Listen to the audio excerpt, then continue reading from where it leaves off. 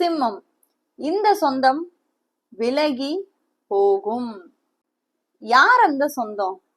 அவங்க ஏன் உங்களை விட்டு விலகி போகணும்? அததான் நம்ம இந்த வீடியோல கண்டுபிடிக்க போறோம். சோ ரொம்ப கன்ஃபியூஸா இருக்கு போல. நான் ரொம்ப கன்ஃபியூஸ் பண்றேனா?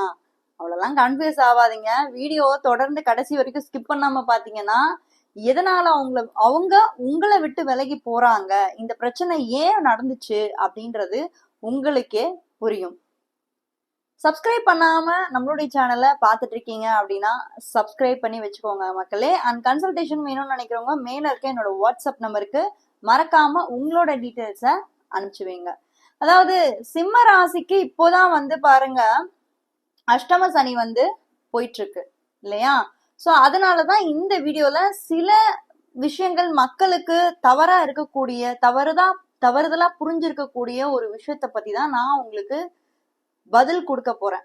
இந்த ஒரு பதிவு முக்கியமான ஒரு பதிவா நீங்க பாருங்க. ஏன்னா நிறைய சிம்ம ராசிக்காரங்க சனியோட பெயர்ச்சினால பயம் அடைஞ்சிருக்கீங்க. உங்க பயம் எல்லாமே இப்போ விலக போகுது, ரைட்டா? சோ இந்த வீடியோல பாருங்க, முக்கியமா நம்ம பார்க்க போற விஷயம் என்னன்னா சனி, ராகு, கேது, குரு, சுக்கிரன் இந்த கிரகங்கள் இந்த நவம்பர் மாதத்துல உங்களுக்கு அடுத்தடுத்து பல மாற்றங்களை செஞ்சுட்டு இருக்காங்க.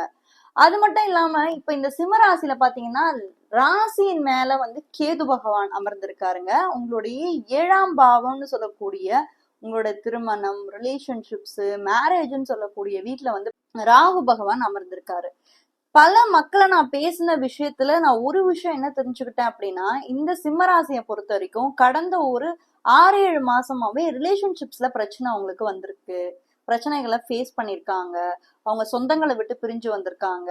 அவங்களோட திருமண வாழ்க்கையில பிரச்சனை வந்திருக்கு.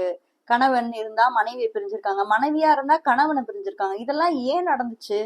உன்னிப்பா கவனிச்சு பார்க்கும்போது சிம்ம ராசியின் மேல கேதுவும் 7ஆம் இடத்துல ராகும், இந்த கிரகங்கள் எப்போ ராசி மேல கடந்ததோ அப்பவே அவங்களுக்கு ரிலேஷன்ஷிப்ஸ்ல பிரச்சனைகள் ஸ்டார்ட் ஆயிருக்கு. சிம்ம ராசிக்கு எஸ்பெஷலி சொல்றேன்.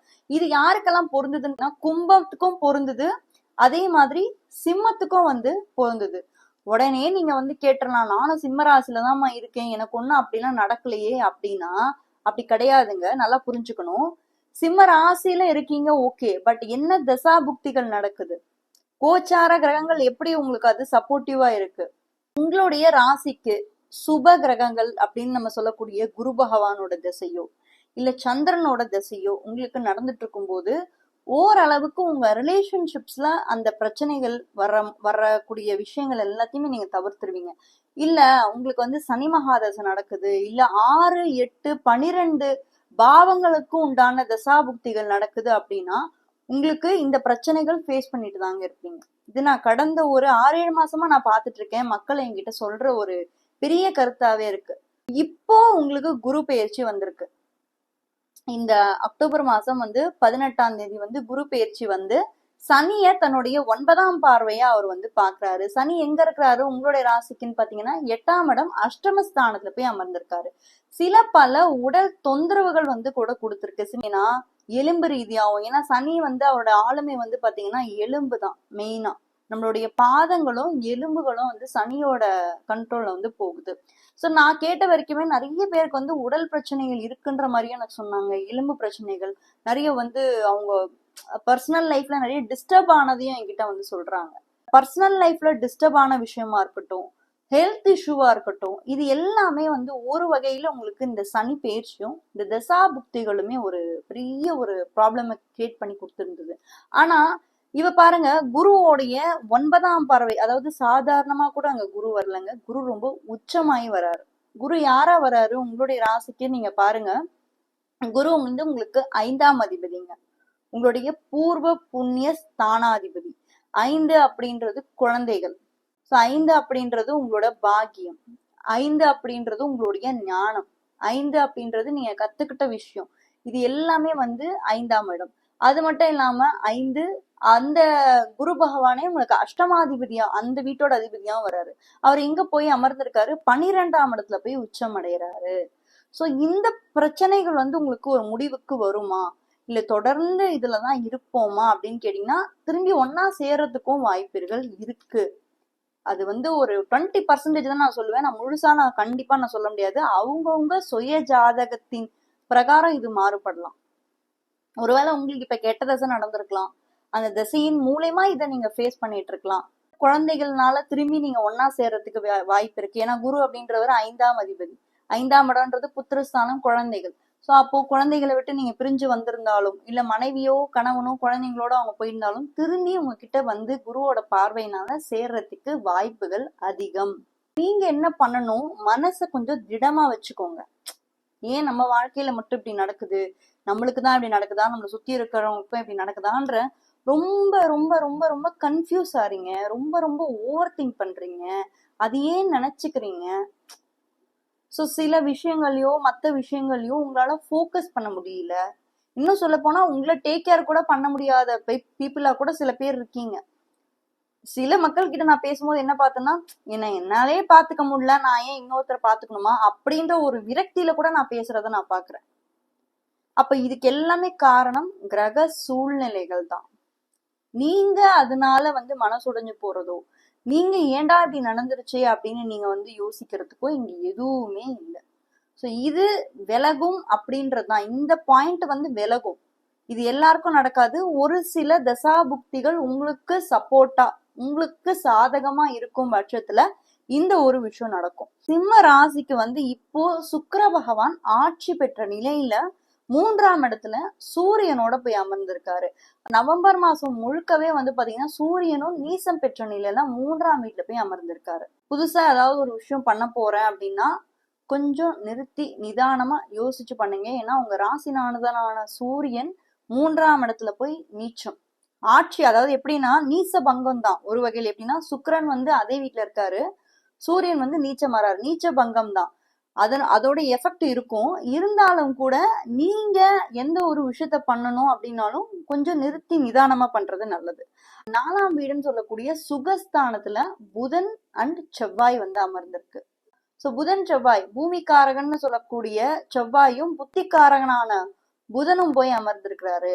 சோ இது வந்து ஒரு வகையில உங்களுக்கு ரிலீஃப் கொடுக்குங்க மன ரீதியா. ஏன்னா 4ஆம் வீட்டுக்குரியவர் 4ஆம் வீட்டிலே அமர்றது அப்படின்றது ஒரு வகையில உங்களுக்கு மனசுல ஒரு நிம்மதியை கொடுத்தாலும் கூட, ராசிநாதன் இந்த மாதம் முழுக்க உங்களுக்கு நீசம் பெறதுனால உங்களுக்கு ஒரு வித தாக்கம் வந்து இருக்கதான் இருக்கும்.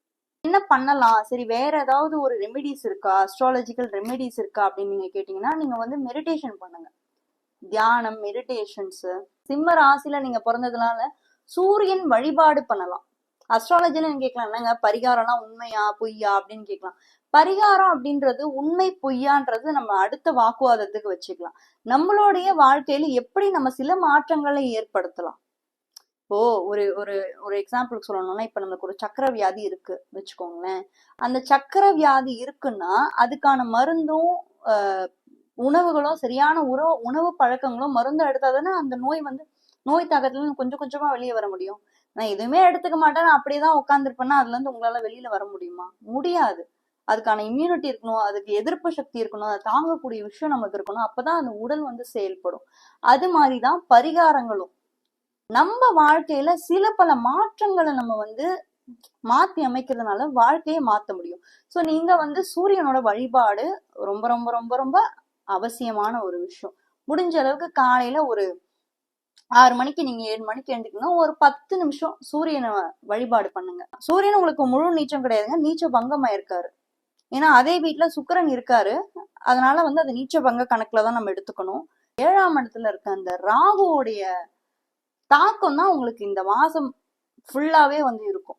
இன்னும் சொல்ல போனா சில மாதங்களும் உங்களுக்கு அது இருக்கு. ஏன்னா இந்த ராகுக்கு இது முடியறதுக்கு இன்னும் 1 வருஷம் இருக்கு. அந்த 1 வருஷத்துல உங்களுக்கு ஒரு சுப தசைகள் கூட வரலாம். ஏன்னா ஒரு தசைன்னு நீங்க பாத்தீங்கன்னா அது வந்து ஒரு 2 வருஷம் 3 வருஷத்துல முடியாதுங்க.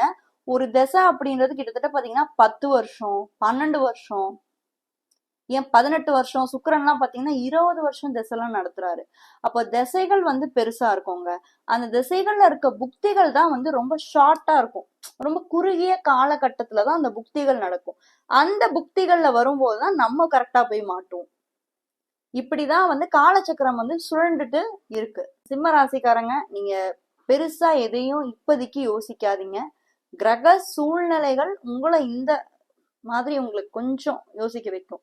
பட் டெஃபினட்டா இதுல இருந்து உங்களால ஓவர் கம் பண்ணிட முடியும். இந்த மாதம் ஃபுல்லாவே சூரியன் வலு இழந்து இருக்கிறதுனால சூரிய வழிபாடை மட்டும் அதிகமா பண்ணிடுவாங்க.